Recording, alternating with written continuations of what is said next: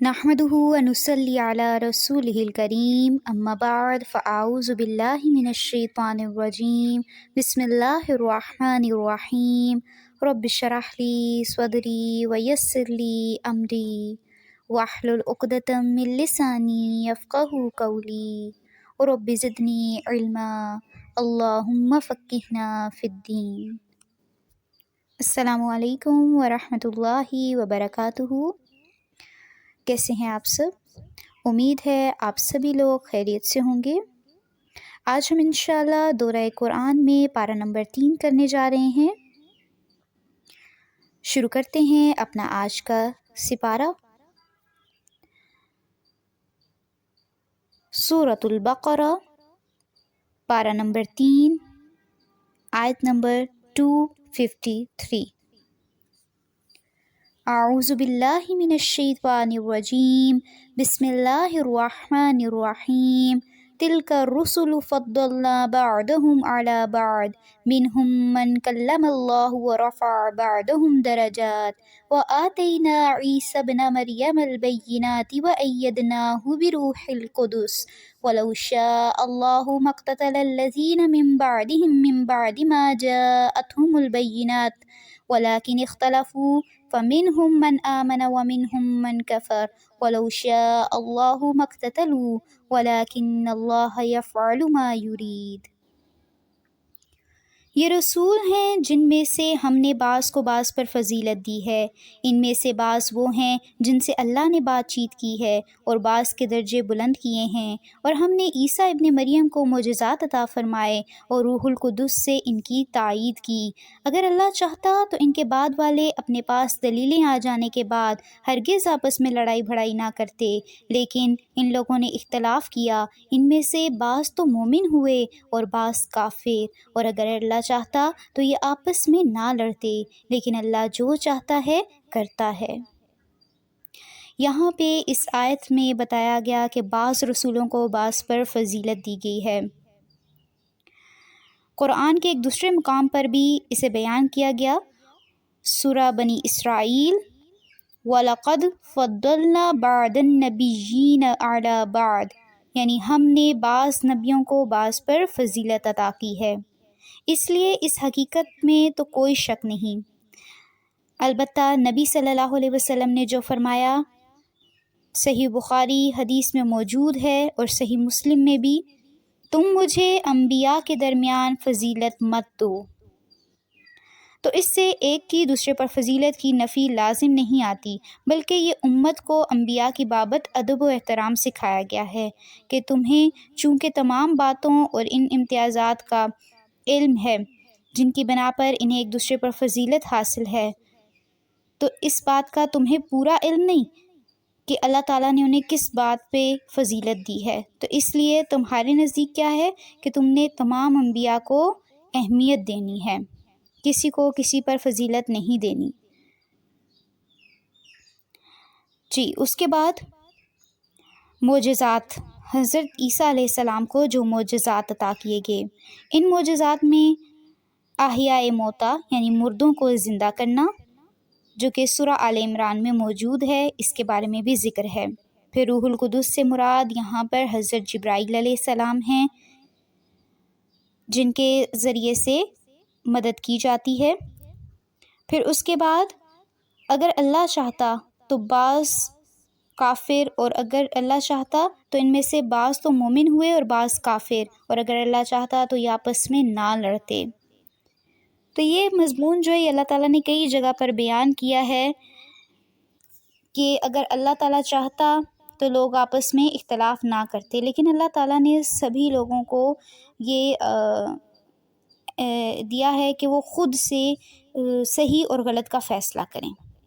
اگر وہ سب پہ خود ہی سختی سے ایک ہی راستے پر چلاتا تو پھر جزا سزا نہ تھی، لیکن اللہ تعالیٰ نے سب کو اختیار دیا ہے کہ وہ اپنی مرضی سے صحیح اور غلط کو چنیں۔ یا ایہا الذین آمنوا انفقوا مما رزقناکم من قبل ان یأتی یوم لا بیع فیہ ولا خلۃ ولا شفاعۃ والکافرون هم الظالمون۔ اے ایمان والو، جو ہم نے تمہیں دے رکھا ہے اس میں سے خرچ کرتے رہو، اس سے پہلے کہ وہ دن آئے جس میں نہ تجارت ہے، نہ دوستی اور نہ شفاعت، اور کافر ہی ظالم ہیں۔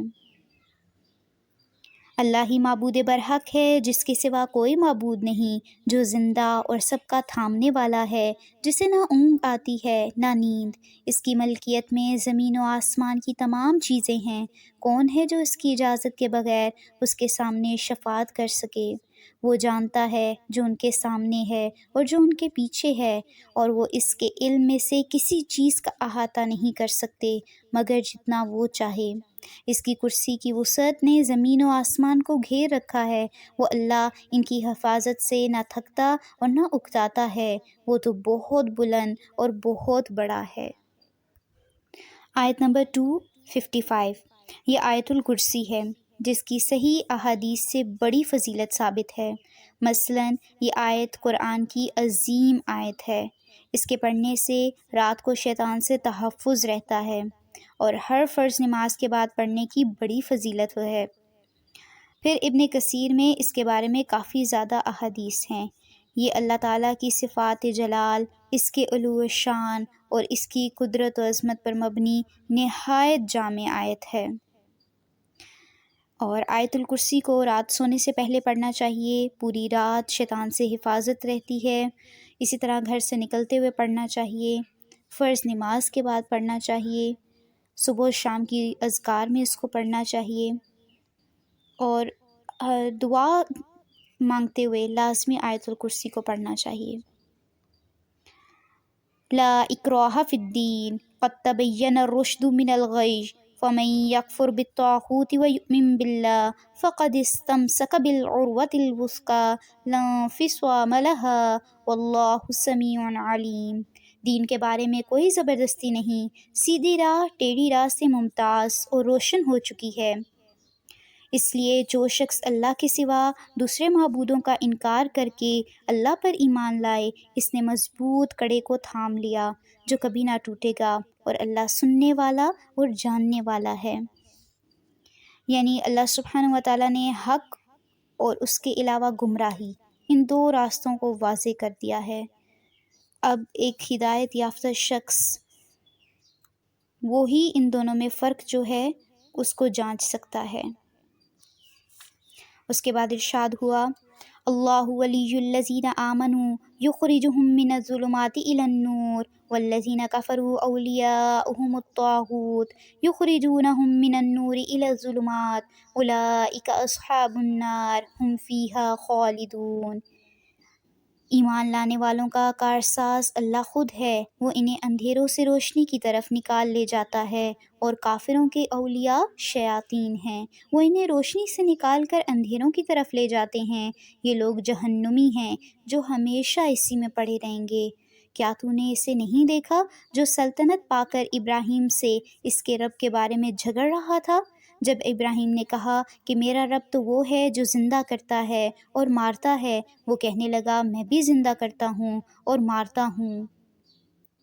ابراہیم نے کہا اللہ سورج کو مشرق کی طرف سے لے آتا ہے، تو اسے مغرب کی جانب سے لے آ۔ اب تو وہ کافر ہکا بکا رہ گیا، اور اللہ ظالموں کو ہدایت نہیں دیتا۔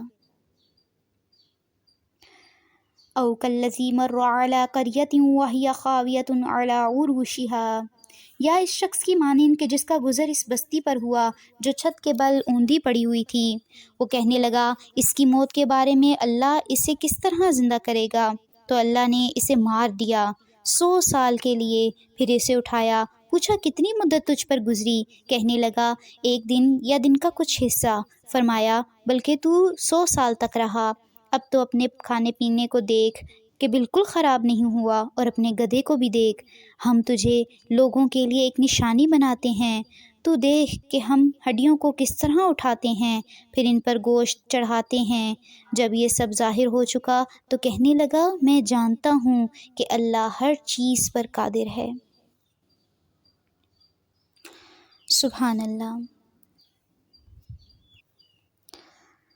تو یہاں پہ جس شخص کی بات ہو رہی ہے، زیادہ جو اقوال مشہور ہیں وہ یہی ہے کہ حضرت عزیر علیہ السلام ہیں، کہ جن کے بعض صحابہ و تابعین قائل ہیں کہ یہ یہی ہیں، باقی اللہ بہتر جانتا ہے۔ اس سے پہلے کے واقعے یعنی حضرت ابراہیم اور نمرود میں ثانی یعنی باری تعالیٰ کا اثبات تھا، اور اس دوسرے واقعے میں اللہ تعالیٰ کی قدرت احیاء موتا کا اثبات ہے۔ یعنی جو پچھلا واقعہ تھا وہ حضرت ابراہیم علیہ السلام اور نمرود کا تھا، اور اب یہ جو واقعہ ہے یہ حضرت عزیر علیہ السلام کا ہے۔ اور اس میں حضرت عزیر علیہ السلام جو ہیں وہ اللہ تعالیٰ سے ایک سوال کرتے ہیں کہ جس اللہ تعالیٰ نے اس شخص کو اور اس کے گدھے کو 100 سال کے بعد زندہ کر دیا ہے، تو اللہ تعالیٰ انسان کو کیوں نہیں دوبارہ زندہ کر سکتا۔ تو یہاں پہ اللہ تعالیٰ ہمیں ایک نشانی بتا رہے ہیں کہ اگر وہ ایک شخص کو 100 سال کے لیے مار سکتے ہیں اور اس کے ساتھ ساتھ اس کے گدھے کو بھی، لیکن اس کا کھانا جب 100 سال بعد وہ اٹھتا ہے تو اسی طرح فریش رہتا ہے، لیکن اس کا گدھا جو ہے اس کی سارا گوشت جو ہے وہ جانور اور پرندے کھا چکے ہیں، اب صرف ہڈیاں رہ گئی ہیں، تو اللہ تعالیٰ نے اس کے سامنے ان ہڈیوں پر گوشت چڑھایا، تو کس طرح سے اس شخص کے یقین میں مزید اضافہ ہوا۔ تو اللہ تعالیٰ ہمیں کیوں نہیں دوبارہ موت کے بعد زندگی دے سکتا؟ بالکل دے سکتا ہے۔ پھر یہاں پہ ارشاد ہوا کہ اللہ تعالیٰ نے اس کو دوبارہ سے زندہ کیا، تو کیا فرمایا؟ یعنی یقین تو مجھے پہلے بھی تھا، لیکن اب عینی مشاہدے کے بعد میرے یقین اور علم میں مزید پختگی ہو گئی ہے، مزید اضافہ ہو گیا ہے۔ وَإِذْ قَالَ إِبْرَاهِيمُ رَبِّ أَرِنِي كَيْفَ تُحْيِي الْمَوْتَى قَالَ أَوَلَمْ تُؤْمِنْ قَالَ بَلَى وَلَكِنْ لِيَطْمَئِنَّ قَلْبِي قَالَ فَخُذْ أَرْبَعَةً مِّنَ الطَّيْرِ فَصُرْهُنَّ إِلَيْكَ ثُمَّ اجْعَلْ عَلَى كُلِّ جَبَلٍ مِّنْهُنَّ جُزْءًا ثُمَّ ادْعُهُنَّ يَأْتِينَكَ سَعْيًا وَاعْلَمْ أَنَّ اللَّهَ عَزِيزٌ حَكِيمٌ۔ اور جب ابراہیم علیہ السلام نے کہا کہ اے میرے پروردگار مجھے دکھا تو مردوں کو کس طرح زندہ کرے گا، جناب باری تعالیٰ نے فرمایا کیا تمہیں ایمان نہیں؟ جواب دیا ایمان تو ہے، لیکن میرے دل کی تسکین ہو جائے گی۔ فرمایا 4 پرندے لے لو، ان کے ٹکڑے کر ڈالو، پھر ہر پہاڑ پر ان کا ایک ایک ٹکڑا رکھ دو، پھر انہیں پکارو، تمہارے پاس دوڑتے ہوئے آ جائیں گے، اور جان رکھو کہ اللہ غالب ہے، حکمتوں والا ہے۔ سبحان اللہ۔ مثل الذین ينفقون اموالهم فی سبیل اللہ کمثل حبۃ انبتت 7 سنابل۔ جو لوگ اپنا مال اللہ کی راہ میں خرچ کرتے ہیں، ان کی مثال اس دانے جیسی ہے جس میں سے 7 بالیاں نکلیں اور ہر بالی میں 100 دانے ہوں، اور اللہ جسے چاہے بڑھا چڑھا دے، اور اللہ کشادگی والا اور علم والا ہے۔ اب یہاں پہ یہ انفاق فی سبیل اللہ کی فضیلت ہے۔ اس سے مراد اگر جہاد ہے تو اس کے معنی یہ ہوں گے کہ جہاد میں خرچ کی گئی رقم کا یہ ثواب ہوگا، اور اگر اس سے مراد تمام مصارف خیر ہیں تو یہ فضیلت نفقات و صدقات نافلہ کی ہوگی۔ یعنی جو ہم نفل صدقہ کرتے ہیں تو کیا ہوتا ہے، وہ ایک نیکی کا اجر 10 گنا ہو جاتا ہے۔ سبحان اللہ۔ تو اس لیے کثرت سے انفاق فی سبیل اللہ کرنا چاہیے، اللہ کے راستے میں مال دیتے رہنا چاہیے۔ الذین ينفقون اموالهم فی سبیل اللہ، جو لوگ اپنا مال اللہ کی راہ میں خرچ کرتے ہیں، پھر اس کے بعد نہ تو احسان جتاتے ہیں نہ ایذا دیتے ہیں، ان کا اجر ان کے رب کے پاس ہے، ان پر نہ تو کچھ خوف ہے اور نہ وہ اداس ہوں گے۔ تو انفاق فی سبیل اللہ کے بارے میں کیا فضیلت ہے کہ ایسے شخص کو نہ تو کبھی کوئی خوف ہوگا اور نہ وہ اداس ہوگا، نہ وہ غمگین ہوگا، اس دنیا میں بھی اور آخرت میں بھی۔ اور صدقہ دے کے کیا کرنا ہے کہ کسی شخص کو جب ہم صدقہ دیں تو نہ تو احسان جتائیں نہ ایذا دیں۔ یعنی آپ نے دیکھا ہوگا اکثر جب ہم غریبوں کو صدقہ کرتے ہیں تو اس کے ساتھ ساتھ یا تو ہم پکچرز بنانا شروع کر دیتے ہیں یا پھر لوگوں کو گنوانا شروع کر دیتے ہیں، تو یہ عمل جو ہے ہماری اس نیکی کو اسی وقت ضائع کر دیتا ہے۔ تو صدقہ اس طرح سے دیا جائے کہ دایاں ہاتھ دے تو بائیں کو معلوم بھی نہ ہو کہ کیا صدقہ کیا ہے۔ قول معروف ومغفرۃ خیر من صدقۃ یتبعها اذی واللہ غنی حلیم۔ نرم بات کہنا اور معاف کر دینا اس صدقے سے بہتر ہے جس کے بعد ایذار ثانی ہو، اور اللہ بے نیاز اور بردبار ہے۔ تو یہاں پہ جو ہمیں بات سمجھ میں آ رہی ہے وہ یہ ہے کہ اگر پاس کچھ بھی نہ ہو کسی کو دینے کے لیے تو پھر کیا کرنا ہے؟ سائل سے نرمی اور شفقت سے بولنا ہے۔ یعنی جو آپ سے مانگ رہا ہے اس سے نرمی سے بات کرنی ہے، شفقت سے بات کرنی ہے، اس کو دعائیہ کلمات دے دینے ہیں کہ اللہ تعالیٰ تمہارے رزق میں برکت دیں، اللہ تعالیٰ تمہاری حاجات کو پورا کریں، نہ کہ اس کو جھڑکیں، نہ کہ اس کو باتیں سنائیں، تم تو ہٹے کٹے ہو، تم کیوں اس طرح کرتے ہو۔ ہم جو لیکچر دینا شروع کر دیتے ہیں نا، اس کا کوئی فائدہ نہیں ہے، تو بہتر یہ ہے کہ دوسرے کے لیے دعا کی جائے۔ یا ایھا الذین آمنوا لا تبطلوا صدقاتکم بالمن والآذی، اے ایمان والو اپنی خیرات کو احسان جتا کر اور ایذا پہنچا کر برباد نہ کرو، جس طرح وہ شخص جو اپنا مال لوگوں کے دکھاوے کے لیے خرچ کرے اور نہ اللہ پر ایمان رکھے نہ قیامت پر، اس کی مثال اس صاف پتھر کی طرح ہے جس پر تھوڑی سی مٹی ہو، پھر اس پر زوردار مینا برسے اور وہ اسے بالکل صاف اور سخت چھوڑ دے۔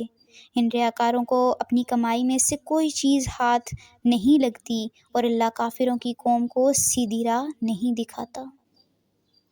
ان لوگوں کی مثال جو اپنا مال اللہ کی رضامندی کی طلب میں دل کی خوشی اور یقین کے ساتھ خرچ کرتے ہیں، اس باغ جیسی ہے جو اونچی زمین پر ہو اور زوردار بارش اس پر برسے اور وہ اپنا پھل دگنا لائے، اور اگر اس پر بارش نہ بھی برسے تو پھوار ہی سہی۔ اللہ تمہارے کام دیکھ رہا ہے۔ کیا تم میں سے کوئی بھی یہ چاہتا ہے کہ اس کا کھجوروں کا ایک اور انگوروں کا باغ ہو جس میں نہریں بہہ رہی ہوں اور ہر قسم کے پھل موجود ہوں، اس شخص کا بڑھاپا آ گیا ہو، اس کے ننھے ننھے سے بچے ہوں اور اچانک باغ کو بگولا لگ جائے جس میں آگ بھی ہو، بس وہ باغ جل جائے؟ اس طرح اللہ تمہارے لیے آیتیں بیان کرتا ہے تاکہ تم غور و فکر کرو۔ یعنی یہاں پہ ریاکاری کا نقصان بتایا جا رہا ہے کہ ایک شخص ہے جو ریاکاری کرتا ہے، لوگوں کو شو آف کرتا ہے، نیکی کا کوئی کام کر رہا ہے تو دکھاوے کے لیے کر رہا ہے، تو یہاں پہ اسی کا ذکر ہے۔ تو اس کی مثال دی گئی اور پھر بتایا گیا کہ اس کی ساری نیکیاں ایسے ہیں کہ قیامت کے روز وہ بالکل جل کے راکھ ہو جائیں گی، اس نیکی کا کوئی وزن نہ ہوگا جو ریاکاری کے لیے کی جاتی ہے۔ تو اللہ تعالیٰ سے دعا ہے کہ اللہ تعالیٰ ہمیں ریاکاری سے بچائیں، ہم جو نیکی کریں صرف اور صرف اللہ تعالیٰ کی رضا کے لیے کریں، لوگوں کو دکھانے کے لیے نہ کریں، کیونکہ جو شیطان ہے وہ یہی چاہتا ہے کہ ہم اللہ تعالیٰ کے نافرمان ہو جائیں، ہم اپنی نیکیوں کو دکھاوے کر کر کے ضائع کر دیں۔ یا ایھا الذین آمنوا انفقوا، اے ایمان والو اپنی پاکیزہ کمائی میں سے اور زمین میں سے تمہارے لیے ہماری نکالی ہوئی چیزوں میں سے خرچ کرتے رہو۔ ان میں سے بری چیزوں کے خرچ کرنے کا قصد نہ کرنا، یعنی ارادہ نہ کرنا جسے تم خود لینے والے نہیں ہو، ہاں اگر آنکھیں بند کر لو تو، اور جان لو کہ اللہ بے پرواہ اور خوبیوں والا ہے۔ اب یہاں پہ صدقے کی قبولیت کے لیے بتایا گیا کہ نہ تو صدقہ دیتے ہوئے احسان جتانا ہے، نہ تو ایسی چیز کسی کو دینی ہے جو ہم خود لینا پسند نہیں کرتے، اور یہ بھی ارشاد ہوتا ہے کہ خبیث چیزوں کو اللہ کی راہ میں خرچ کرنے کا ارادہ مت کرو۔ تو خبیث سے کیا مراد ہے؟ ایک تو یہ ہے کہ جو غلط کمائی سے ہو، حرام کمائی سے، تو حرام کمائی سے جو صدقہ کیا جاتا ہے وہ قبول نہیں ہوتا، اور اللہ تعالیٰ پاک چیزوں کو ہی قبول فرماتا ہے۔ اور پھر دوسرا یہ کہ خبیث کے دوسرے معنی ہیں ردی اور نکمی چیزیں، یعنی ایسی چیزیں جن کا کوئی فائدہ نہیں ہے، یا جو ہم سمجھتے ہیں کہ ہمارے لیے صحیح نہیں ہے تو ہم نے جا کے دوسروں کو دے دیں، یا ٹوٹ پھوٹ گئی ہیں تو تب دوسروں کو دے دیں، یا کپڑے ہیں تو بالکل خراب ہو چکے ہیں تو اب ہم دوسروں کو دے رہے ہیں۔ تو سیکنڈ ہینڈ چیز اور ہوتی ہے اور بالکل یوز لیس چیز اور ہوتی ہے جو کسی کے کام کی نہیں رہتی، تو ان کے فرق کو جاننا ہے۔ اس کے بعد بتایا گیا الشیطان یعدکم الفقر ویأمرکم بالفحشاء واللہ یعدکم مغفرۃ منہ وفضلا واللہ واسع علیم۔ شیطان تمہیں فقیری سے دھمکاتا ہے اور بے حیائی کا حکم دیتا ہے، اور اللہ تم سے اپنی بخشش اور فضل کا وعدہ کرتا ہے، اللہ وسعت والا اور علم والا ہے۔ یعنی یہاں پہ بتایا گیا کہ جب تم کوئی اچھا کام کرنے لگے ہوتے ہو تو شیطان تمہیں ڈرا رہا ہوتا ہے۔ مثلاً تم صدقہ کرنے لگے ہو تو شیطان کیا ڈرائے گا کہ اگر تم نے یہ کسی کو پیسے دے دیے، مال دے دیا، کپڑے دے دیے، کوئی بھی چیز، کھانا دے دیا، تو تمہارے اپنے پاس کیا رہ جائے گا؟ تمہیں مفلسی سے ڈراتا رہتا ہے۔ اور یہ سب اس کی جھوٹے جو ہوتی ہیں پروپیگنڈے ہوتے ہیں۔ اگر ہم اللہ کے راستے میں کچھ صدقہ کرتے ہیں تو یہ یاد رکھیں اللہ تعالیٰ اس کو بڑھا چڑھا کر ہمیں لوٹاتے ہیں۔ تو اس لیے صدقہ دیتے ہوئے کبھی بھی نہ گھبرانا چاہیے، نہ پریشان ہونا چاہیے۔ یؤتی الحکمۃ من یشاء ومن یؤت الحکمۃ فقد اوتی خیرا کثیرا وما یذکر الا اولو الالباب۔ وہ جسے چاہے حکمت اور دانائی دیتا ہے، اور جو شخص حکمت اور سمجھ دیا گیا وہ بہت ساری بھلائی دیا گیا، اور نصیحت صرف عقل مند ہی حاصل کرتے ہیں۔ تم جتنا کچھ خرچ کرو یعنی خیرات اور جو کچھ نظر مانو، اسے اللہ بخوبی جانتا ہے، اور ظالموں کا کوئی مددگار نہیں۔ نظر کا مطلب ہے کہ میرا فلاں کام ہو گیا، یا فلاں میری جو پریشانی ہے اس سے مجھے نجات مل گئی تو میں اللہ کی راہ میں اتنا صدقہ کروں گا یا فلاں نیکی کروں گا، تو اس کو نظر کہتے ہیں۔ اس نظر کا پورا کرنا ضروری ہوتا ہے، ٹھیک ہے۔ اگر کسی نافرمانی یا ناجائز کام کی نظر مانی ہے تو اس کا پورا کرنا ضروری نہیں، بلکہ نظر بھی نماز روزے کی طرح عبادت ہے، ٹھیک ہے۔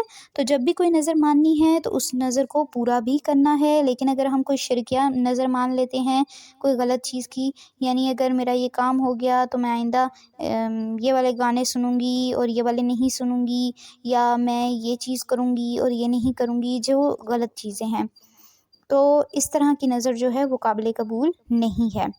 تو اس لیے نظر جب بھی مانے تو یہ عبادت ہے، تو اس کو پورا کرنا چاہیے۔ تو جو آج کل آپ نے دیکھا ہوگا نظر ماننا، یہ شرک ہے جو آج کل کی ہمارے ہاں مانی جاتی ہے، یعنی اللہ کے سوا کسی اور کے نام کی نظر ماننا، یہ شرک ہے۔ جیسا کہ مشہور قبروں پر نظر و نیاز کا سلسلہ ہوتا ہے، تو اللہ تعالیٰ اس کو شرک قرار دیتے ہیں، ٹھیک ہے، جو اللہ کے نام کے علاوہ اوروں کی نظر مانی جاتی ہے۔ تو اللہ تعالیٰ ہمیں اس شرک سے بچائیں، آمین۔ تو یہاں پہ بات ہوئی اگر تم صدقے خیرات کو ظاہر کرو تو وہ بھی اچھا ہے، اور اگر تم اسے پوشیدہ پوشیدہ مسکینوں کو دو تو وہ بھی تمہارے حق میں بہتر ہے۔ اللہ تمہارے گناہوں کو مٹا دے گا، اور اللہ تمہارے اعمال کی خبر رکھنے والا ہے۔ یہاں پہ صدقے کا طریقہ بتایا گیا کہ پوشیدگی سے دینا چاہیے، چھپا کے صدقہ دینا چاہیے، اور یہ افضل صدقہ قرار دیتا ہے۔ لیس علیک ھداھم ولکن اللہ یہدی من یشاء۔ انہیں ہدایت پر لا کھڑا کرنا تیرے ذمے نہیں، بلکہ ہدایت اللہ دیتا ہے جسے چاہتا ہے، اور تم بھلی چیز اللہ کی راہ میں دو گے اس کا فائدہ خود پاؤ گے۔ تمہیں صرف اللہ کی رضامندی کی طلب کے لیے ہی خرچ کرنا چاہیے۔ تم جو کچھ مال خرچ کرو گے اس کا پورا پورا بدلہ تمہیں دیا جائے گا، اور تمہارا حق نہ مارا جائے گا۔ یعنی اللہ کے راستے میں جو تم خرچ کرو گے ہرگز یہ نہ سمجھو کہ وہ تمہیں لوٹایا نہیں جائے گا، بلکہ دنیا میں بھی وہ صدقہ لوٹ کر واپس آتا ہے، اور آخرت میں تو ملے گا ہی۔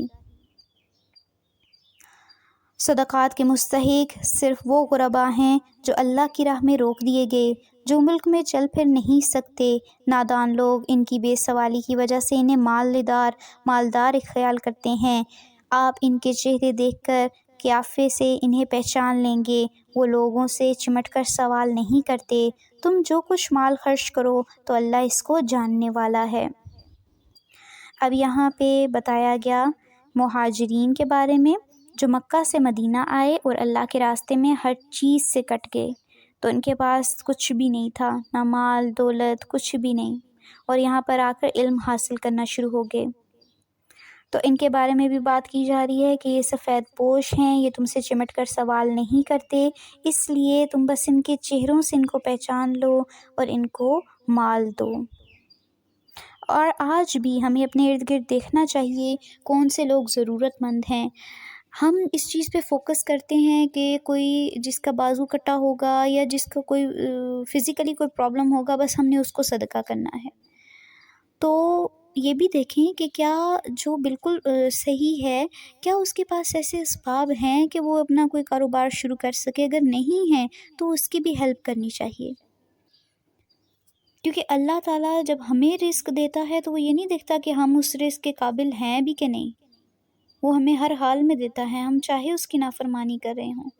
تو پھر ہم کیوں کسی کو رزق دیتے ہوئے اتنے سوالات کرتے ہیں؟ اس چیز کے بارے میں سوچنے کی ضرورت ہے۔ الذين ينفقون أموالهم بالليل والنهار سرا وعلانية فلهم أجرهم عند ربهم ولا خوف عليهم ولا هم يحزنون۔ جو لوگ اپنے مالوں کو رات دن چھپے کھلے خرچ کرتے ہیں، ان کے لیے ان کے رب کے پاس اجر ہے اور نہ انہیں خوف ہے اور نہ غمگینی۔ سود خور لوگ نہ کھڑے ہوں گے مگر اس طرح جس طرح وہ کھڑا ہوتا ہے جسے شیطان چھو کر خبتی بنا دے۔ یہ اس لیے کہ یہ کہا کرتے تھے کہ تجارت بھی تو سود ہی کی طرح ہے، حالانکہ اللہ نے تجارت کو حلال کیا اور سود کو حرام۔ جو شخص اپنے پاس آئی ہوئی اللہ کی نصیحت سن کر رک گیا، اس کے لیے وہ ہے جو گزرا، اور اس کا معاملہ اللہ کی طرف ہے، اور جس نے پھر بھی کیا وہ جہنمی ہے۔ ایسے لوگ ہمیشہ ہی اسی میں رہیں گے۔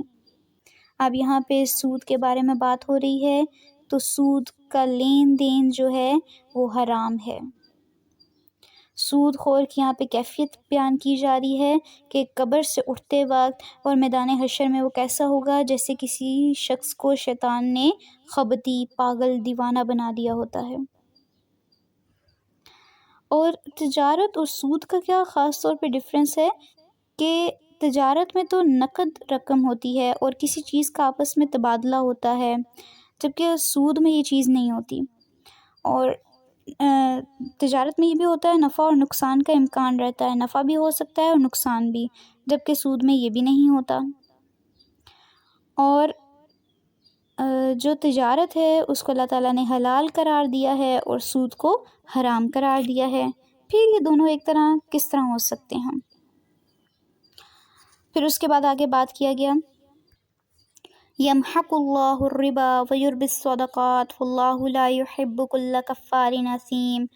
اللہ سود کو مٹاتا ہے اور صدقے کو بڑھاتا ہے، اور اللہ کسی ناشکرے اور گنہگار کو دوست نہیں رکھتا۔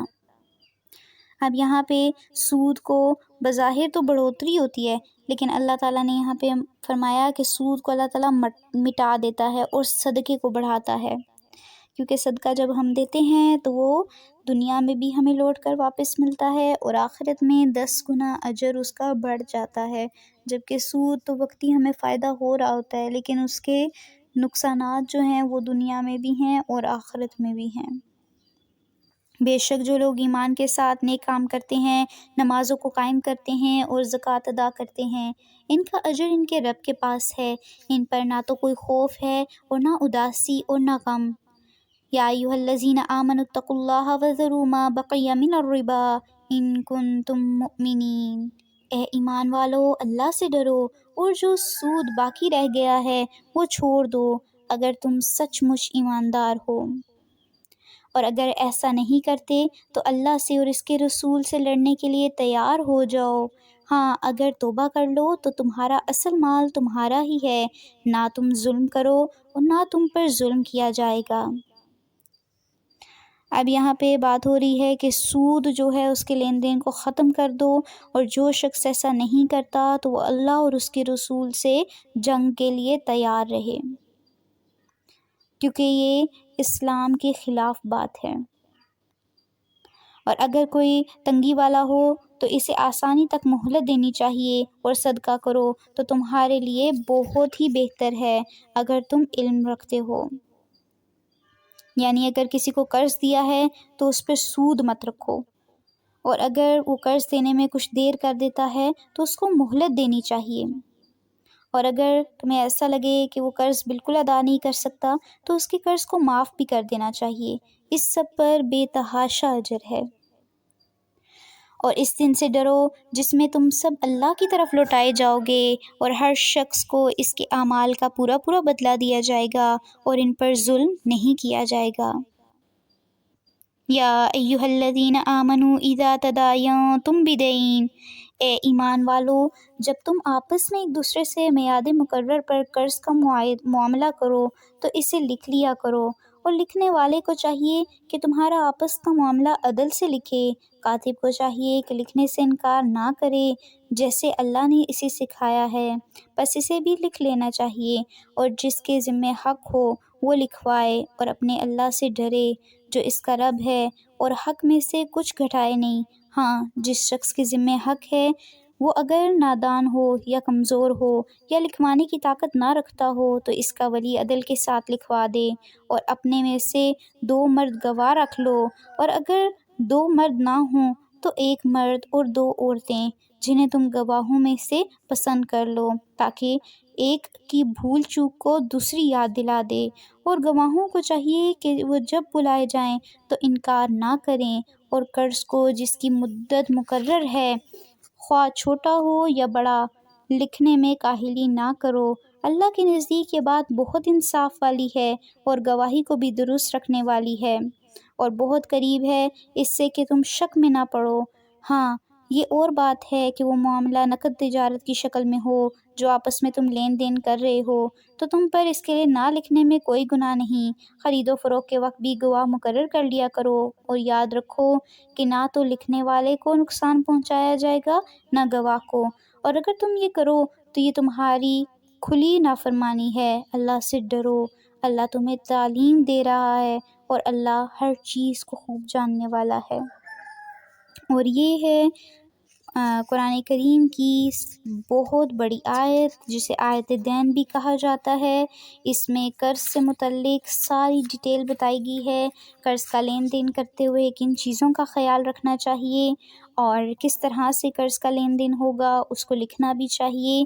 اگر آپ قرض کا لین دین کر رہے ہیں تو اس کو لازمی لکھ لیں، اور اگر آپ پیسے دے کر کوئی چیز خرید رہے ہیں تو پھر لکھنا ضروری نہیں ہے، لیکن اس وقت بھی کوشش کریں کہ گواہ ہونے چاہئیں۔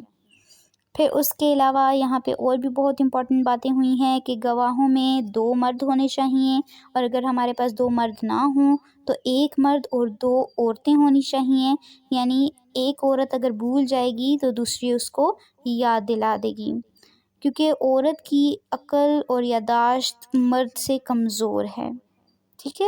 عورت کو ناقص العقل بھی کہا گیا ہے، صحیح بخاری حدیث اور صحیح مسلم میں یہ موجود ہے، کیونکہ عورت پر مختلف قسم کے ٹائم پیریڈز آتے ہیں جس وجہ سے اس کی یادداشت پہ بہت زیادہ اثر پڑتا ہے، اسپیشلی جب وہ پریگننٹ ہوتی ہے، اس ٹائم پیریڈ میں اس کی یادداشت پہ کافی زیادہ اثر پڑتا ہے، جس وجہ سے بہت سی چیزیں بھولنا شروع کر دیتی ہے۔ تو بہتر ہے کہ 1 مرد ہو اور 2 عورتیں گواہ ہوں۔ وَإِن كُنتُمْ عَلَىٰ سَفَرٍ وَلَمْ تَجِدُوا كَاتِبًا فَرِهَانٌ مَّقْبُوضَةٌ، اور اگر تم سفر میں ہو اور لکھنے والا نہ پاؤ تو رہن قبضے میں رکھ لیا کرو۔ ہاں، اگر آپس میں ایک دوسرے سے مطمئن ہو تو جسے امانت دی گئی ہے وہ اسے ادا کر دے، اور اللہ سے ڈرتا رہے جو اس کا رب ہے، اور گواہی کو نہ چھپاؤ، اور جو اسے چھپا لے وہ گنہگار دل والا ہے، اور جو کچھ تم کرتے ہو اسے اللہ خوب جانتا ہے۔ آسمانوں اور زمین کی ہر چیز اللہ ہی کی ملکیت ہے، تمہارے دلوں میں جو کچھ ہے اسے تم ظاہر کرو یا چھپاؤ، اللہ اس کا حساب تم سے لے گا، پھر جسے چاہے گا بخشے گا اور جسے چاہے گا سزا دے گا، اور اللہ ہر چیز پر قادر ہے۔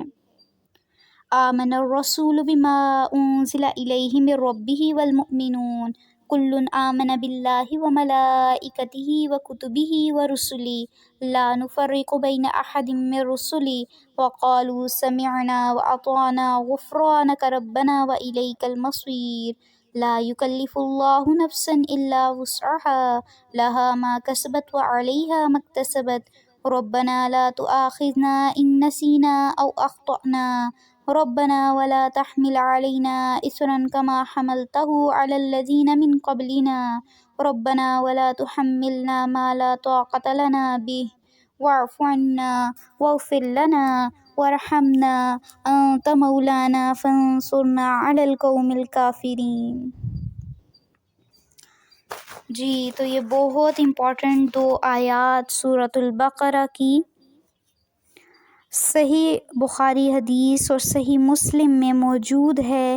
نبی صلی اللہ علیہ وآلہ وسلم نے فرمایا، جو شخص سورۃ البقرہ کی آخری 2 آیتیں رات کو پڑھ لیتا ہے تو یہ اس کو کافی ہو جاتی ہیں، یعنی اس عمل کی بدولت اللہ تعالیٰ اس کی حفاظت فرماتا ہے، اور بعض کے نزدیک اس کا مطلب رات کے قیام سے کافی ہو جانا ہے۔ دوسری حدیث میں ہے، نبی صلی اللہ علیہ وآلہ وسلم کو معراج کی رات جو 3 چیزیں ملیں، ان میں سے ایک سورۃ البقرہ کی آخری 2 آیات بھی ہیں۔ صحیح مسلم میں یہ حدیث موجود ہے، اور کئی روایات میں یہ وارد ہے کہ اس سورت کی آخری آیات نبی صلی اللہ علیہ وآلہ وسلم کو ایک خزانے سے عطا کی گئیں جو عرش الہی کے نیچے ہے، اور یہ آیات آپ کے سوا کسی اور نبی کو نہیں دی گئیں۔ مسند احمد، سنن الکبریٰ، النسائی اور مزید احادیث میں یہ موجود ہے۔ تو ان احادیث کی کتب جو آپ کو میں ریفرنس دے رہی ہوں، آپ ان میں جا کے یہ حدیث نکال سکتے ہیں اور وہاں سے آپ کو اس کا ریفرنس مل سکتا ہے۔ حضرت معاذ رضی اللہ تعالیٰ عنہ اس سورت کے خاتمے پر آمین کہا کرتے تھے، ابن کثیر میں یہ موجود ہے۔ بہت خوبصورت یہ آیات ہیں، اس کا ترجمہ دیکھ لیتے ہیں۔ رسول ایمان لایا اس چیز پر جو اس کی طرف اللہ کی جانب سے اتری، اور مومن بھی ایمان لائے، یہ سب اللہ اور اس کے فرشتوں پر اور اس کی کتابوں پر اور اس کے رسولوں پر ایمان لائے، اس کے رسولوں میں سے کسی میں ہم تفریق نہیں کرتے، انہوں نے کہہ دیا کہ ہم نے سنا اور اطاعت کی، ہم تیری بخشش طلب کرتے ہیں اے ہمارے رب، اور ہمیں تیری ہی طرف لوٹنا ہے۔ اللہ کسی جان کو اس کی طاقت سے زیادہ تکلیف نہیں دیتا، جو نیکی وہ کرے وہ اس کے لیے، اور جو برائی وہ کرے وہ اس پر ہے۔ اے ہمارے رب، اگر ہم بھول گئے ہوں یا خطا کی ہو تو ہمیں نہ پکڑنا، اے ہمارے رب، ہم پر وہ بوجھ نہ ڈال جو ہم سے پہلے لوگوں پر ڈالا تھا، اے ہمارے رب، ہم پر وہ بوجھ نہ ڈال جس کی ہمیں طاقت نہ ہو، اور ہم سے درگزر فرما اور ہمیں بخش دے اور ہم پر رحم کر، تو ہی ہمارا مالک ہے، ہمیں کافروں کی قوم پر غلبہ عطا فرما، آمین۔ سورہ آل عمران، بسم اللہ الرحمن الرحیم، الف لام میم، اللہ لا الہ الا هو الحی القیوم نزل علیک الکتاب بالحق مصدقا لما بین یدیہ وانزل التوراۃ والانجیل من قبل هدى للناس وانزل الفرقان ان الذین کفروا بآیات اللہ لهم عذاب شدید واللہ عزیز ذو انتقام۔ الف لام میم، اللہ وہ ہے جس کے سوا کوئی معبود نہیں، جو زندہ اور سب کو تھامنے والا ہے، جس نے آپ پر حق کے ساتھ اس کتاب کو نازل فرمایا جو اپنے سے پہلے کی تصدیق کرنے والی ہے، اور اسی نے تورات اور انجیل کو اتارا تھا اس سے پہلے لوگوں کو ہدایت کرنے والی بنا کر، اور قرآن بھی اسی نے اتارا۔ جو لوگ اللہ کی آیتوں سے کفر کرتے ہیں ان کے لیے نہایت سخت عذاب ہے، اور اللہ غالب ہے، بدلہ لینے والا ہے۔ یہ سورت مدنی ہے، اس کی تمام آیتیں مختلف اوقات میں ہجرت کے بعد اتری ہیں، اور اس کا ابتدائی حصہ یعنی 83 آیات تک عیسائیوں کے وفد نجران کے بارے میں نازل ہوا، جو 9 ہجری میں نبی صلی اللہ علیہ وسلم کی خدمت میں حاضر ہوئے۔ عیسائیوں نے آ کر رسول اللہ سے اپنے عیسائی عقائد اور اسلام کے بارے میں مذاکرہ و مباحثہ کیا، جس کا رد کیا گیا۔ پھر جب جناب عیسیٰ علیہ السلام کے بارے میں اظہار حق اور دلائل کے باوجود وفد نجران نے راہ عناد اختیار کی، تو آخری فیصلے کے لیے اللہ تعالیٰ نے نبی صلی اللہ علیہ وسلم کو ان سے مباہلہ کرنے کا حکم دیا، اور انہیں دعوت مباہلہ دی گئی، جس کی تفصیل ہم آگے کریں گے۔ اور اسی پس منظر میں قرآن کریم کی ان آیات کا ہم مطالعہ کرتے ہیں۔ ان اللہ لا یخفی علیہ شیء فی الارض ولا فی السماء یقیناً اللہ پر زمین و آسمان کی کوئی چیز پوشیدہ نہیں، وہ ماں کے پیٹ میں تمہاری صورتیں جس طرح کی چاہتا ہے بناتا ہے، اس کے سوا کوئی معبود برحق نہیں، وہ غالب ہے، حکمت والا ہے۔ یہاں خوبصورت یا بدصورت، مذکر یا مؤنث، نیک بخت یا بدبخت، ناقص الخلقت یا تام الخلقت، یہ سب کچھ اللہ تعالیٰ جو ہے وہ ماں کے پیٹ میں ہی ڈیسائیڈ کر لیتا ہے کہ انسان کو کس طرح سے اس نے تخلیق کرنا ہے۔ پھر اس کے بعد آگے بات ہوتی ہے، وہی اللہ ہے جس نے تجھ پر کتاب اتاری جس میں واضح مضبوط آیتیں ہیں، جو اصل کتاب ہے، اور بعض متشابہ آیتیں ہیں، پس جن کے دلوں میں کجی ہے وہ تو ان کی متشابہ آیتوں کے پیچھے لگ جاتے ہیں، فتنے کی طلب اور ان کی مراد کی جستجو کے لیے، حالانکہ ان کی حقیقی مراد کو سوائے اللہ کے کوئی نہیں جانتا، اور پختہ اور مضبوط علم والے یہی کہتے ہیں کہ ہم تو ان پر ایمان لا چکے، یہ ہمارے رب کی طرف سے ہیں، اور نصیحت تو صرف عقل مند حاصل کرتے ہیں۔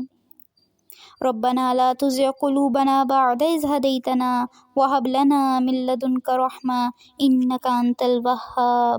اے ہمارے رب، ہمیں ہدایت دینے کے بعد ہمارے دل ٹیڑھے نہ کر دے، اور ہمیں اپنے پاس سے رحمت عطا فرما، یقیناً تو ہی بہت بڑی عطا دینے والا ہے۔ ربنا انک جامع الناس لیوم لا ریب فیہ ان اللہ لا یخلف المیعاد۔ اے ہمارے رب، تو یقیناً لوگوں کو ایک دن جمع کرنے والا ہے جس کے آنے میں کوئی شک نہیں، یقیناً اللہ وعدہ خلافی نہیں کرتا۔ بلا شبہ کافروں کو ان کے مال اور ان کی اولادیں اللہ کے عذاب سے چھڑانے میں کچھ کام نہ آئیں گی، وہ تو جہنم کا ایندھن ہی ہیں، جیسا آل فرعون کا حال ہوا، اور ان کا جو ان سے پہلے تھے، انہوں نے ہماری آیتوں کو جھٹلایا، پھر اللہ نے بھی انہیں ان کے گناہوں پر پکڑ لیا، اور اللہ سخت عذاب دینے والا ہے۔ کافروں سے کہہ دیجئے کہ تم عنقریب مغلوب کیے جاؤ گے اور جہنم کی طرف جمع کیے جاؤ گے، اور وہ برا ٹھکانہ ہے۔ یقیناً تمہارے لیے عبرت کی نشانی تھی ان دو جماعتوں میں جو باہم مد مقابل ہوئیں، ایک جماعت تو اللہ کی راہ میں لڑ رہی تھی، اور دوسرا گروہ کافروں کا تھا جو انہیں اپنی آنکھوں سے اپنے سے دگنا دیکھ رہے تھے، اور اللہ جسے چاہے اپنی مدد سے قوی کرتا ہے، یقیناً اس میں آنکھوں والوں کے لیے بڑی عبرت ہے۔ اور یہاں پہ جو ہمیں ایک بہت امپورٹنٹ چیز پتہ چلتی ہے وہ یہ ہے کہ ہمیں اللہ سبحانہ و تعالیٰ کی ذات پر بھروسہ رکھنا چاہیے، ظاہری اسباب کو فوکس نہیں کرنا چاہیے۔ بعض اوقات ظاہری اسباب ہمارے حق میں نہیں ہوتے، لیکن جب ہم اللہ تعالیٰ پر بھروسہ کر لیتے ہیں تو ہر چیز جو ہے وہ ہمارے حق میں بہتر ہوتی جاتی ہے۔ تو اس لیے اللہ کی ذات پہ بھروسہ کرنا سب سے زیادہ ضروری ہے۔ پھر اس کے بعد ارشاد ہوا، زُيِّنَ لِلنَّاسِ حُبُّ الشَّهَوَاتِ مِنَ النِّسَاءِ وَالْبَنِينَ وَالْقَنَاطِيرِ الْمُقَنطَرَةِ مِنَ الذَّهَبِ وَالْفِضَّةِ وَالْخَيْلِ الْمُسَوَّمَةِ وَالْأَنْعَامِ وَالْحَرْثِ ذَلِكَ مَتَاعُ الْحَيَاةِ الدُّنْيَا وَاللَّهُ عِندَهُ حُسْنُ الْمَآبِ۔ مرغوب چیزوں کی محبت لوگوں کے لیے مزین کر دی گئی ہے، جیسے عورتیں اور بیٹے اور سونے اور چاندی کے جمع کیے ہوئے خزانے اور نشان زدہ گھوڑے اور چوپائے اور کھیتی، یہ دنیا کی زندگی کا سامان ہے، اور لوٹنے کا اچھا ٹھکانہ تو اللہ ہی کے پاس ہے۔ یعنی اللہ تعالیٰ ان چیزوں سے انسان کو آزماتا ہے۔ آپ کہہ دیجئے، کیا میں تمہیں ان سے بہت ہی بہتر چیز بتاؤں؟ تقوی والوں کے لیے ان کے رب کے پاس جنتیں ہیں جن کے نیچے نہریں بہہ رہی ہیں، جن میں وہ ہمیشہ رہیں گے، اور پاکیزہ بیویاں، اور اللہ کی رضامندی ہے۔ سب بندے اللہ کی نگاہ میں ہیں جو کہتے ہیں کہ اے ہمارے رب، ہم ایمان لا چکے، اس لیے ہمارے گناہ معاف فرما اور ہمیں آگ کے عذاب سے بچا۔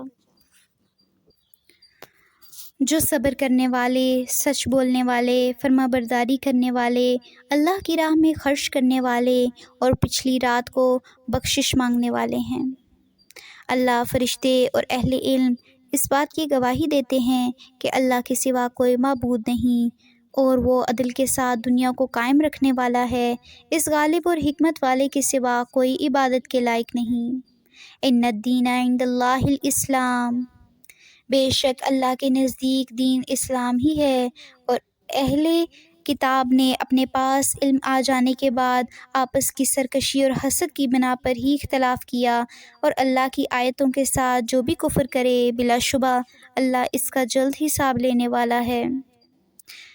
پھر بھی اگر یہ آپ سے جھگڑیں تو آپ کہہ دیں کہ میں اور میرے تابعداروں نے اللہ کی اطاعت میں اپنا چہرہ مطیع کر دیا، اور اہل کتاب سے اور ان پڑھ لوگوں سے کہہ دیں کہ کیا تم بھی اطاعت کرتے ہو؟ بس اگر یہ بھی تابعدار بن جائیں تو یقیناً ہدایت والے ہیں، اور اگر یہ روگردانی کریں تو آپ پر صرف پہنچا دینا ہے، اور اللہ بندوں کو خوب دیکھ بھال رہا ہے۔ یعنی ہمیں فکر کرنے کی ضرورت نہیں ہے۔ اگر ہم کسی کو نیکی کے راستے پہ چلنے کا کہتے ہیں، اس کو کوئی اچھا راستہ بتاتے ہیں اور وہ اس پر عمل نہیں کرتا، تو ہمارا کام ہے صرف پہنچا دینا، باقی اس کا عمل کرنا نہ کرنا یہ وہ جانے اور اللہ بہتر جانے۔ ہمارا کام صرف لوگوں کو حق تک لے کے جانا ہے، آگے وہ اس کو اپناتے ہیں یا نہیں اپناتے یہ ان کا مسئلہ ہے۔ ان الذین یکفرون بآیات اللہ ویقتلون النبیین بغیر حق ویقتلون الذین یأمرون بالقسط من الناس فبشرہم بعذاب علیم۔ جو لوگ اللہ کی آیتوں سے کفر کرتے ہیں اور ناحق نبیوں کو قتل کر ڈالتے ہیں، اور جو لوگ عدل و انصاف کی بات کہیں انہیں بھی قتل کر ڈالتے ہیں، تو اے نبی انہیں دردناک عذابوں کی خبر دے دیجیے۔ ان کے اعمال دنیا اور آخرت میں غارت ہیں اور ان کا کوئی مددگار نہیں۔ الم تر الی الذین اوتوا نصیبا من الکتاب یدعون الی کتاب اللہ۔ کیا آپ نے انہیں نہیں دیکھا جنہیں ایک حصہ کتاب کا دیا گیا، وہ اپنے آپس کے فیصلوں کے لیے اللہ کی کتاب کی طرف بلائے جاتے ہیں، پھر بھی ان کی ایک جماعت منہ پھیر کر لوٹ جاتی ہے، جس کی وجہ ان کا یہ کہنا ہے کہ ہمیں تو گنے چنے چند دن ہی آگ جلائے گی۔ ان کی گھڑی گڑائی باتوں نے انہیں ان کے دین کے بارے میں دھوکے میں ڈال رکھا ہے۔ بس کیا حال ہوگا کہ جب کہ ہم انہیں اس دن جمع کریں گے جس کے آنے میں کوئی شک نہیں، اور ہر شخص اپنا اپنا کیا پورا دیا جائے گا، اور ان پر ظلم نہ کیا جائے گا۔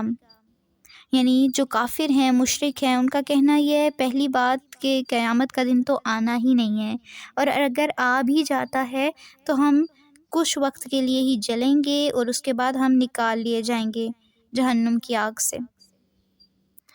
اور اگر دیکھا جائے تو آج کل ہم بھی یہی سوچتے ہیں کہ ابھی جو دل میں آتا ہے وہ کر لو، کیونکہ قیامت والے دن تھوڑی دیر جلنا ہے اور اس کے بعد ہم نے جنت میں ہی جانا ہے، تو ہمارا بھی معاملہ کچھ ایسا ہی ہوتا جا رہا ہے۔ تو بہتر ہے کہ ہم اللہ تعالیٰ کی ذات پر بھروسہ کریں، اپنے اعمال کو بدلیں اور نیکی کے راستے پر چلیں، کیونکہ اللہ تعالیٰ بھی انہی لوگوں کا ساتھ دے گا، انہی لوگوں کو بخشے گا جو ایمان کے ساتھ عمل صالح کریں گے۔ صرف باتیں کرنے والوں کو اللہ تعالیٰ بخشنے والا نہیں ہے۔ قل اللہم مالک الملک یؤتی الملک من تشاء وتنزع الملک ممن تشاء وتعز من تشاء وتذل من تشاء بیدک الخیر انک علی کل شیء قدیر۔ آپ کہہ دیجئے اے میرے معبود، اے تمام جہان کے مالک، تو جسے چاہے بادشاہی دے اور جس سے چاہے سلطنت چھین لے، اور تو جسے چاہے عزت دے اور جسے چاہے ذلت دے، تیرے ہی ہاتھ میں سب بھلائیاں ہیں، بے شک تو ہر چیز پر قادر ہے۔ تو ہی رات کو دن میں داخل کرتا ہے اور دن کو رات میں لے جاتا ہے، تو ہی بے جان سے جاندار پیدا کرتا ہے اور تو ہی جاندار سے بے جان پیدا کرتا ہے، تو ہی ہے کہ جسے چاہتا ہے بے شمار روزی دیتا ہے۔ مومنوں کو چاہیے کہ ایمان والوں کو چھوڑ کر کافروں کو اپنا دوست نہ بنائیں، اور جو ایسا کرے گا وہ اللہ کی کسی حمایت میں نہیں، مگر یہ کہ ان کے شرک سے کسی طرح بچاؤ مقصود ہو، اور اللہ خود تمہیں اپنی ذات سے ڈرا رہا ہے اور اللہ ہی کی طرف لوٹ جانا ہے۔ قل ان تخفوا ما فی صدورکم او تبدوہ یعلمہ اللہ۔ کہہ دیجئے کہ خواہ تم اپنے سینوں کی باتیں چھپاؤ، خواہ ظاہر کرو، اللہ سب کو جانتا ہے۔ آسمانوں اور زمینوں میں جو کچھ ہے سب اسے معلوم ہے، اور اللہ ہر چیز پر قادر ہے۔ جس دن ہر نفس اپنی کی ہوئی نیکیوں کو اور اپنی کی ہوئی برائیوں کو موجود پا لے گا، آرزو کرے گا کہ کاش اس کے اور برائیوں کے درمیان بہت ہی دوری ہوتی۔ اللہ تمہیں اپنی ذات سے ڈرا رہا ہے اور اللہ اپنے بندوں پر بڑا ہی مہربان ہے۔ کہہ دیجئے کہ اگر تم اللہ سے محبت رکھتے ہو تو میری تابعداری کرو، خود اللہ تم سے محبت کرے گا اور تمہارے گناہ معاف فرما دے گا، اور اللہ بڑا بخشنے والا مہربان ہے۔ قُلْ اطیعوا اللہ والرسول فإن تولوا فإن اللہ لا يحب الکافرین۔ کہہ دیجئے کہ اللہ اور رسول کی اطاعت کرو، اگر یہ منہ پھیر لیں تو بے شک اللہ کافروں کو دوست نہیں رکھتا۔ بے شک اللہ نے تمام جہان کے لوگوں میں سے آدم، نوح اور ابراہیم کے خاندان اور عمران کے خاندان کا انتخاب فرما لیا کہ یہ سب آپس میں ایک دوسرے کی نسل سے ہیں، اور اللہ سنتا جانتا ہے۔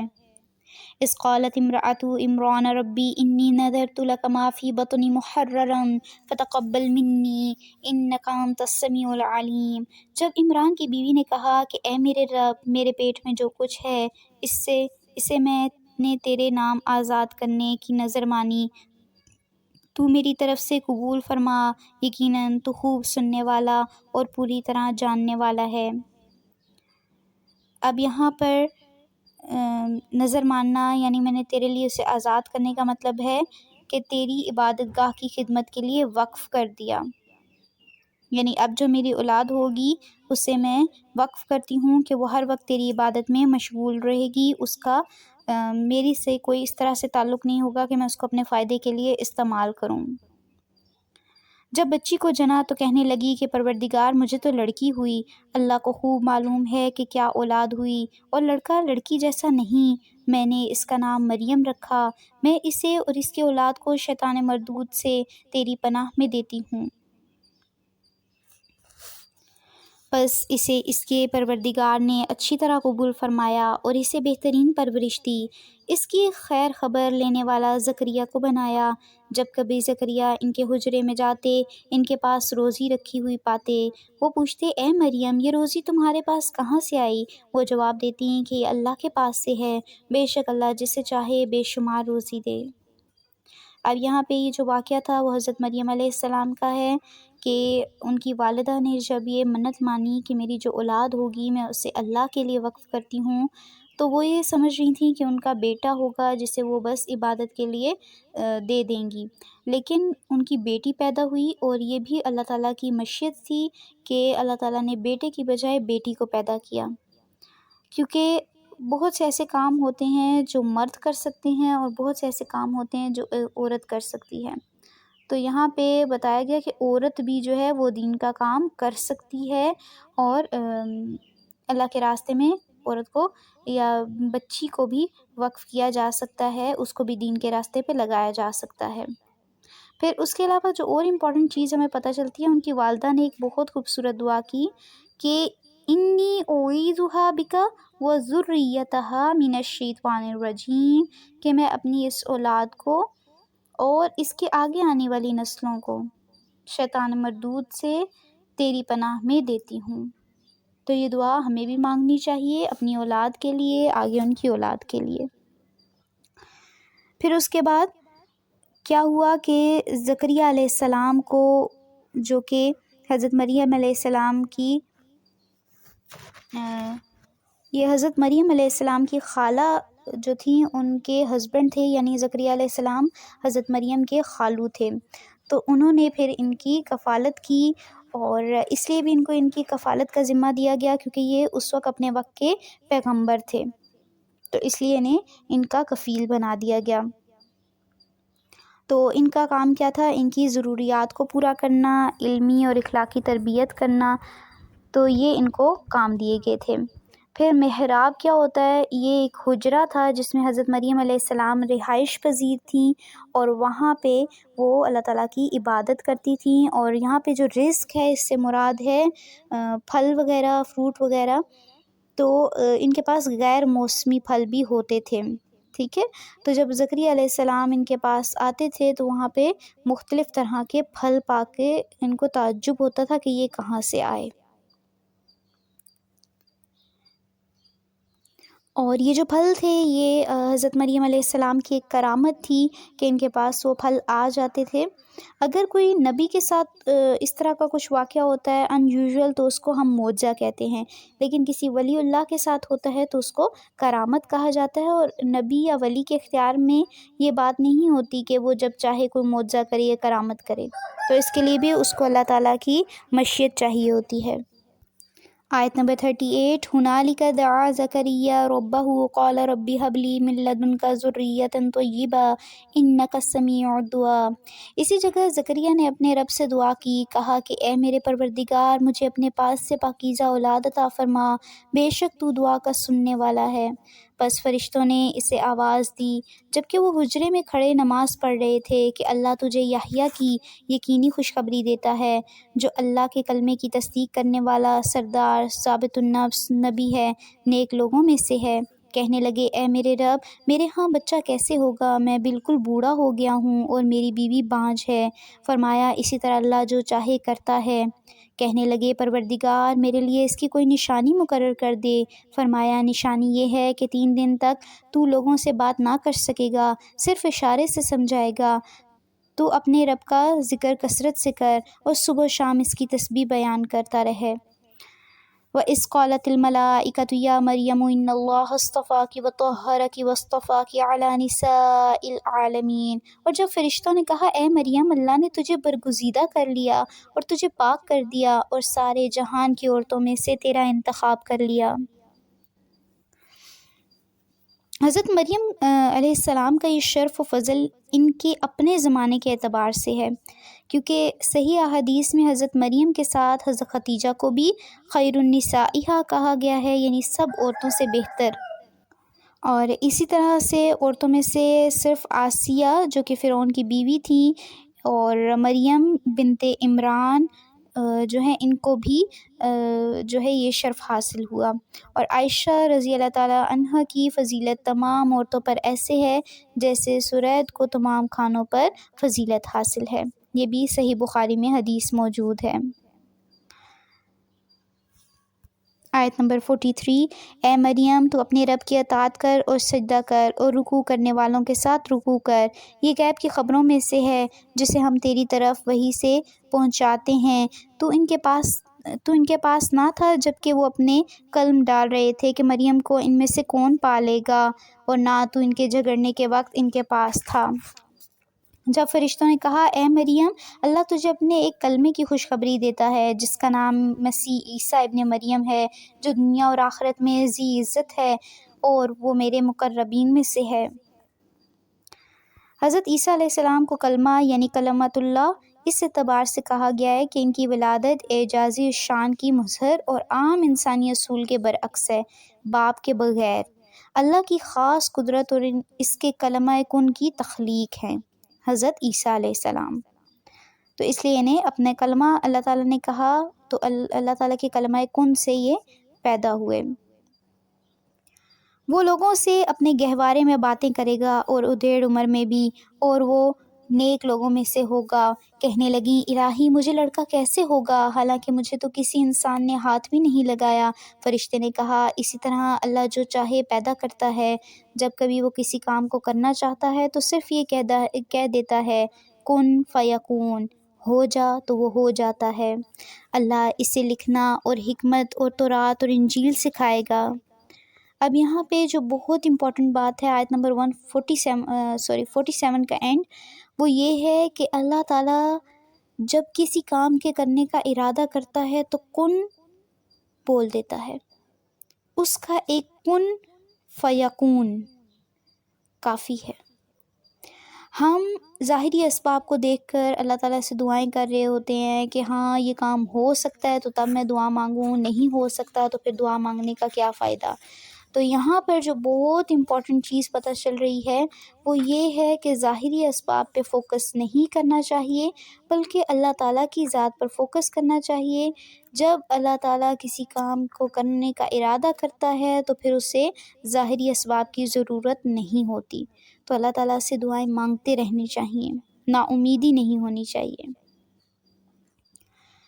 آگے بتایا گیا وَرَسُولًا إِلَىٰ بَنِي إِسرائیل، اور وہ بنی اسرائیل کی طرف رسول ہوگا، میں تمہارے پاس تمہارے رب کی نشانی لایا ہوں، میں تمہارے لیے پرندے کی شکل کی طرح مٹی کا پرندہ بناتا ہوں، پھر اس میں پھونک مارتا ہوں تو وہ اللہ کے حکم سے پرندہ بن جاتا ہے، اور میں اللہ کے حکم سے مادرزاد اندے کو اور کوڑی کو اچھا کر دیتا ہوں اور مردے کو زندہ کر دیتا ہوں، اور جو کچھ تم کھاؤ اور جو اپنے گھروں میں ذخیرہ کرو میں تمہیں بتا دیتا ہوں، اس میں تمہارے لیے بڑی نشانی ہے اگر تم ایماندار ہو، اور میں تو رات کی تصدیق کرنے والا ہوں جو میرے سامنے ہے، اور میں اس لیے آیا ہوں کہ تم پر بعض وہ چیزیں حلال کروں جو تم پر حرام کر دی گئیں، اور میں تمہارے پاس تمہارے رب کی نشانی لایا ہوں، اس لیے تم اللہ سے ڈرو اور میری فرما برداری کرو، یقین مانو میرا اور تمہارا رب اللہ ہی ہے، تم سب اسی کی عبادت کرو، یہی سیدھا راہ ہے۔ فَلَمَّا أَحَسَّ عِيسَىٰ مِنْهُمُ الْكُفْرَ قَالَ مَنْ أَنصَارِي إِلَى اللَّهِ قَالَ الْحَوَارِيُّونَ نَحْنُ أَنصَارُ اللَّهِ آمَنَّا بِاللَّهِ وَاشْهَدْ بِأَنَّا مُسْلِمُونَ۔ بس جب عیسیٰ نے ان کا کفر محسوس کر لیا تو کہنے لگے اللہ کی راہ میں میری مدد کرنے والا کون ہے؟ حواریوں نے جواب دیا کہ ہم اللہ کی راہ کے مددگار ہیں، ہم اللہ پر ایمان لائے اور آپ گواہ رہیے کہ ہم تابعدار ہیں۔ اے ہمارے پالنے والے معبود، ہم تیری اتاری ہوئی وحی پر ایمان لائے اور ہم نے تیرے رسول کی اتباع کی، پس تو ہمیں گواہوں میں لکھ لے۔ اور کافروں نے مکر کیا اور اللہ نے بھی خفیہ تدبیر کی، اور اللہ سب خفیہ تدبیر کرنے والوں سے بہتر ہے۔ جب اللہ نے فرمایا اے عیسیٰ میں تجھے پورا لینے والا ہوں اور تجھے اپنی جانب اٹھانے والا ہوں اور تجھے کافروں سے پاک کرنے والا ہوں اور تیرے تابعداروں کو کافروں کے اوپر غالب رکھنے والا ہوں قیامت کے دن تک، پھر تم سب کا لوٹنا میری ہی طرف ہے، میں ہی تمہارے آپس کے تمام تر اختلافات کا فیصلہ کروں گا۔ پھر کافروں کو تو میں دنیا اور آخرت میں سخت تر عذاب دوں گا اور ان کا کوئی مددگار نہ ہوگا، لیکن ایمان والوں اور نیک عمل والوں کو اللہ ان کا ثواب پورا دے گا، اور اللہ ظالموں سے محبت نہیں کرتا۔ یہ جسے ہم تیرے سامنے پڑھ رہے ہیں آیتیں ہیں اور حکمت والی نصیحت ہے۔ اللہ کے نزدیک عیسیٰ کی مثال آدم کی مثال کی طرح ہے، جسے مٹی سے پیدا کر کے کہہ دیا کہ ہو جا، پس وہ ہو گیا۔ تیرے رب کی طرف سے حق یہی ہے کہ خبردار شک کرنے والوں میں سے نہ ہونا، اس لیے جو شخص آپ کے پاس اس علم کے آ جانے کے بعد بھی آپ سے اس میں جھگڑے تو آپ کہہ دیں کہ آؤ ہم تم اپنے اپنے فرزندوں کو اور ہم تم اپنی اپنی عورتوں کو اور ہم تم خاص اپنی اپنی جانوں کو بلا لیں، پھر ہم عاجزی کے ساتھ التجا کریں اور جھوٹوں پر اللہ کی لعنت ڈالیں۔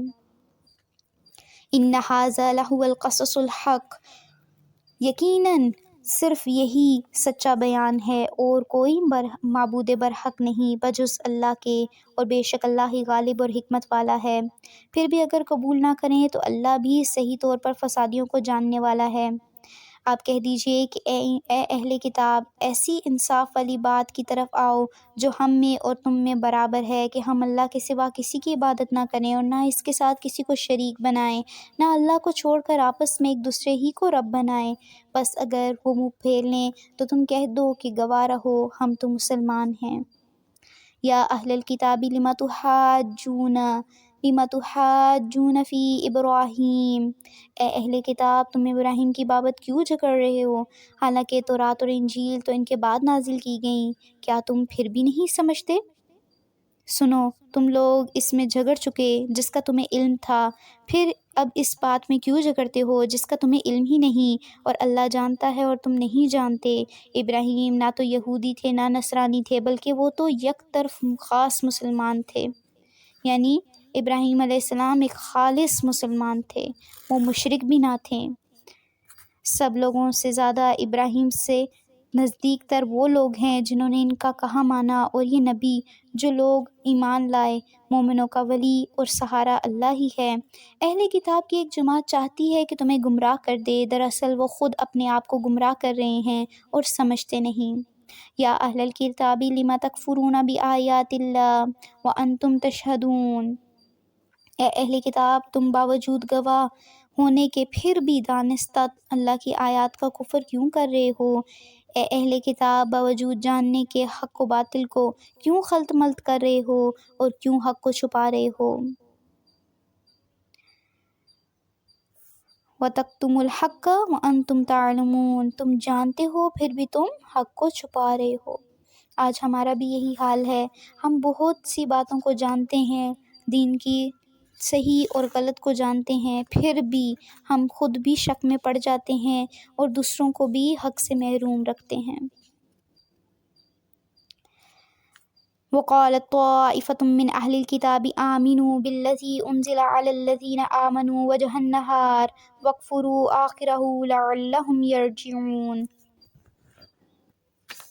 اور اہل کتاب کی ایک جماعت نے کہا کہ جو کچھ ایمان والوں پر اتارا گیا ہے اس پر دن چڑھے تو ایمان لاؤ اور شام کے وقت کافر بن جاؤ تاکہ یہ لوگ بھی پلٹ آئیں، اور سوائے تمہارے دین پر چلنے والوں کے اور کسی کا یقین نہ کرو۔ آپ کہہ دیجئے کہ بے شک ہدایت تو اللہ ہی کی ہدایت ہے، اور یہ بھی کہتے ہیں اس بات کا بھی یقین نہ کرو کہ کوئی اس جیسا دیا جائے جیسا تم دیے گئے ہو، یا یہ کہ تم سے تمہارے رب کے پاس جھگڑا کریں گے۔ آپ کہہ دیجئے کہ فضل تو اللہ ہی کے ہاتھ میں ہے، وہ جسے چاہے اسے دے، اللہ وسعت والا اور جاننے والا ہے، وہ اپنی رحمت کے ساتھ جسے چاہے مخصوص کرے، اور اللہ بڑے فضل والا ہے۔ اہل کتاب میں کوئی تو ایسا ہے کہ اگر تم اس کے پاس سونے چاندی کے ڈھیر بھی امانت رکھو تو وہ مانگنے پر تمہارے حوالے کر دے، اور کوئی ان میں سے ایسا بھی ہے کہ اگر تم ان کے پاس ایک دینار بھی امانت رکھو تو وہ تمہیں ادا نہ کرے، الا یہ کہ تم اس کے سر پر کھڑے رہو۔ یہ اس لیے کہ انہوں نے کہہ رکھا ہے کہ ہم پر ان جاہلوں کے حق کا کوئی گناہ نہیں، یہ لوگ باوجود جاننے کے اللہ پر جھوٹ کہتے ہیں۔ کیوں نہیں مواخذہ ہوگا، البتہ جو شخص اپنا قرار پورا کر لے اور پرہیزگاری کرے تو اللہ بھی ایسے پرہیزگاروں کو دوست رکھتا ہے۔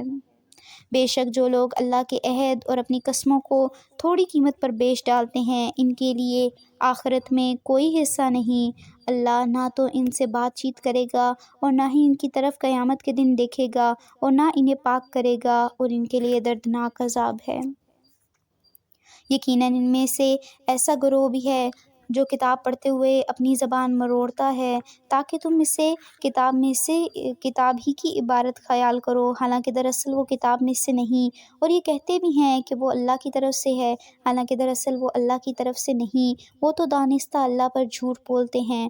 کسی ایسے انسان کو جسے اللہ کتاب و حکمت اور نبوت دے یہ لائق نہیں کہ پھر بھی وہ لوگوں سے کہے کہ تم اللہ کو چھوڑ کر میرے بندے بن جاؤ، بلکہ وہ تو کہے گا کہ تم سب رب کے ہو جاؤ، تمہاری کتاب سکھانے کا باعث اور تمہاری کتاب پڑھنے کے سبب۔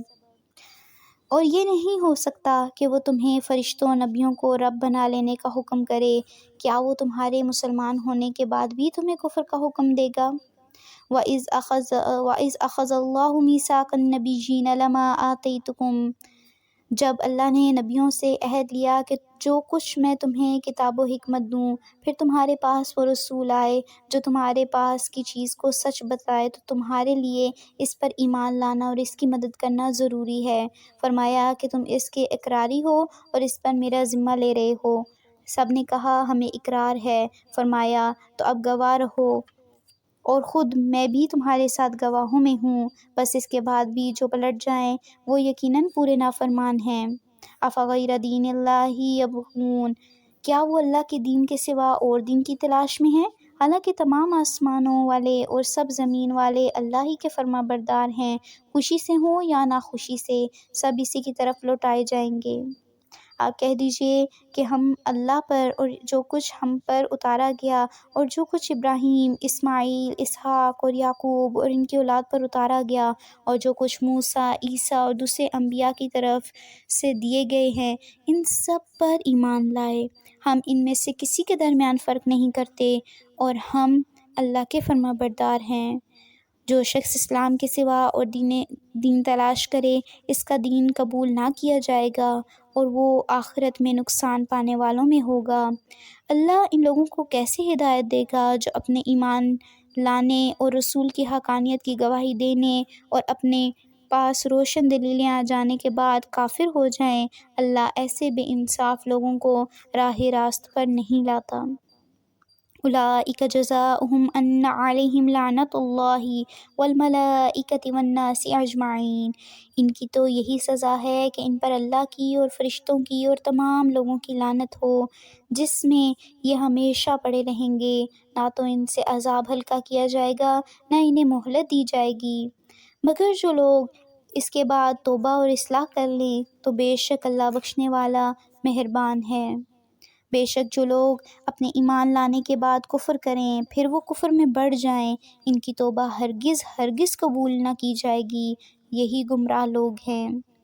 ان الذین کفروا وماتوا وهم کفار فلن يقبل من احدهم ملء الارض ذهبا ولو افتدى به اولئک لهم عذاب علیم وما لهم من ناصرین۔ ہاں، جو لوگ کفر کریں اور مرتے دم تک کافر رہیں، ان میں سے کوئی اگر زمین بھر سونا دے گو فدیے میں ہی ہو تو بھی ہرگز قبول نہ کیا جائے گا، یہی لوگ ہیں جن کے لیے تکلیف دینے والا عذاب ہے اور جن کا کوئی مددگار نہیں۔ اس آخری آیت سے پتہ چلتا ہے کہ آج ہمارے پاس وقت ہے توبہ کرنے کا، لیکن قیامت کے دن اگر کوئی زمین بھر کر سونا بھی دے دیتا ہے اپنے آپ کو چھڑوانے کے لیے تو وہ قبول نہ کیا جائے گا۔ اور آج صرف اللہ سبحانہ و تعالیٰ کی عبادت کرنی ہے، ہم نے 5 وقت عبادت کرنی ہے، خاص طور پر نماز پڑھنی ہے۔ بہت آسان ہے آج دنیا میں اپنے رب کو راضی کرنا، تو آخرت کے وقت روز محشر چاہے ہم زمین بھر بھر کے سونا بھی دیتے رہیں تو وہ قبول نہ ہوگا۔ اور آج 1 روپیہ بھی اگر صدقہ کر دیتے ہیں، نیت اچھی ہے، تو وہ قیامت کے دن 10 گنا بڑھا چڑھا کر ہمیں دیا جائے گا۔ اللہ تعالیٰ سے دعا ہے جو ہم نے آج کی سارے لیکچر میں سیکھا ہے اس پر عمل کی توفیق عطا فرمائیں اور مزید لوگوں کو اس کو پہنچانے کی توفیق عطا فرمائیں، اور اللہ تعالیٰ ہم سے راضی ہو جائیں، ہم جو صدقہ خیرات کریں ہمیں ریاکاری سے بچائیں، ہماری نیکیوں کو ریاکاری سے بچائیں، ہمیں دنیا اور آخرت میں ہمارے نیک اعمال کا اجر دیں۔ سبحانک اللہم و بحمدک نشہد ان لا الہ الا انت نستغفرک و نتوب الیک۔ السلام علیکم ورحمۃ اللہ وبرکاتہ۔